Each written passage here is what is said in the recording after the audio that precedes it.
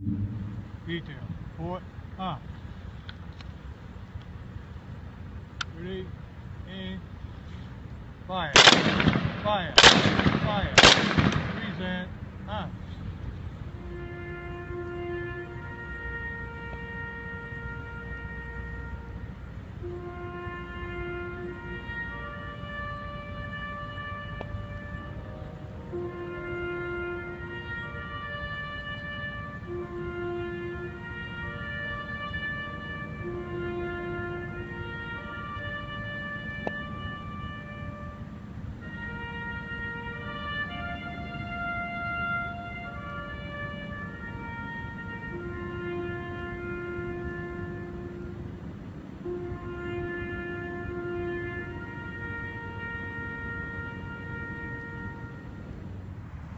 Truly, a veteran is one who is willing to make the great sacrifice in defense of our nation and its freedoms and to promote peace throughout the world.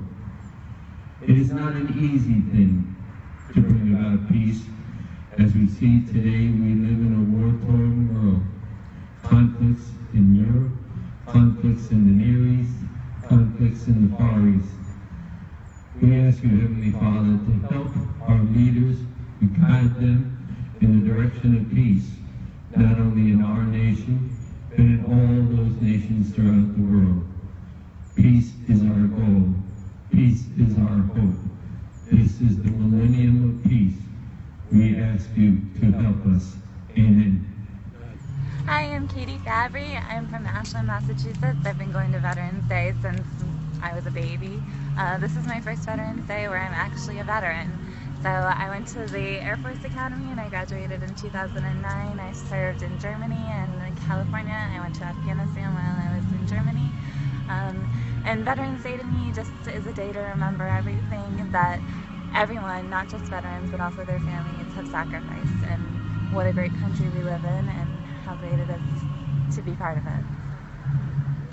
My name is Nicholas Evangelos. I'm from Marlborough, Massachusetts, and to me, Veterans Day represents the less than 1% of the population who step up and serve this country. Veterans Day means that this country has some great people who believe in it and protect it, and nobody's going to take us at any rate. Veterans Day is important to me and a lot of the residents of this area in America, because we honor the fallen heroes, we honor the people who have served in the armed forces, who have protected our freedom, our civil freedoms and democracy in America. It has a special meaning to me, Julia Lopez, because I have a personal vested interest in the way veterans are treated in this country by our government. Maybe I should not mention the government, but I believe that it is the president, the chief commander, the person who oversees the armed forces, and they deserve to be treated with respect. They deserve to be treated with dignity. They deserve to be remembered, and they deserve to be honored every day, because the work that they do is extremely important.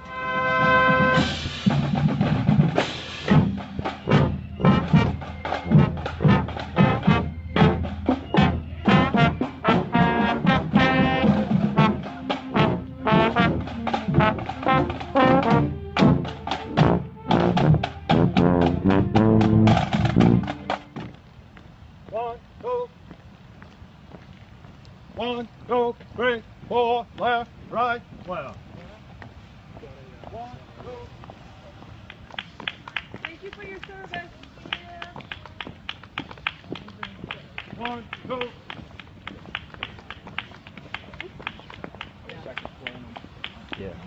Time. But this is a day of remembrance, 100 years after the initiation of the First World War. And I'm remembering in my family, my nephew. He was just recently promoted to colonel in the United States Army, full colonel, and he has served numerous times overseas in very rough conditions over the past decade. He has a wife, 2 children, and he gave up a great deal to serve and to serve his country. And I hope this day is a day of remembrance of service to country. We're proud of our country, and this is a chance to remember those who have served their country. Thank you. It's a pleasure for us to be here with our veterans and you residents of Southborough and all of the guests who honor us with your presence. We gather here to acknowledge and pay tribute to those who have served our nation in peacetime and in times of war. We welcome members of the Veterans of Foreign Wars, members of the American Legion, and all veterans here today. Gino, Dick Varney, the Minucci's, Korea veterans, Paula Duke, John Wilson, Danny Faniff, Vietnam veterans, my friend Jack LeDuc, Coast Guard, Peter Faniff, Air Force Reserve. I'm humbled to be here and stand in front and speak for them in this honor. For me, it's an honor to be here with these guys. It's why we're here today. And this year, the name directly in front of Town Hall is that of Specialist Brian Arsenault, who's from right here in a neighboring community of Northborough. So clearly our MetroWest area is touched very personally on this Veterans Day with his loss. He was killed in action at age 28 this September in Afghanistan.